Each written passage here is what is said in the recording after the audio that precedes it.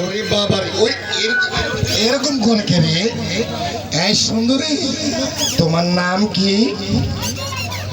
হ্যাঁ, অঞ্জনা আর চন্দনা। বাবা, আচ্ছা আচ্ছা, তোমরা বলে ভালো ডান্স জানো।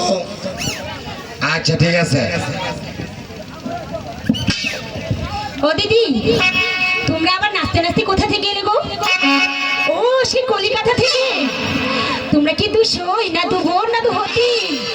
ও সই সই সই, মনের কথা কই। তা খুব চমৎকার।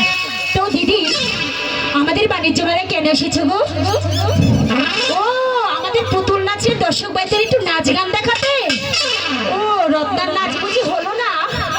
আচ্ছা দিদি, তুমি যদি রত্নার থেকে ভালো নাচতে পারো, তোমাদের আমার দর্শক ভাইয়েরা 10,000 টাকা বকশিশ দিবে। সত্যি বলছো দিদি? নাচতে পারবে তো? আহা দিদি, তোমার কথা শুনে কিন্তু আমার পড়াটা জুড়িয়ে গেল। দিদি বুঝে দেখো কিন্তু, বারবার বলছি, যদি হেরে যাও তাহলে 10,000 টাকা তুমি দিয়ে যাবে। আরে দেখা, হেরে তো চেহারা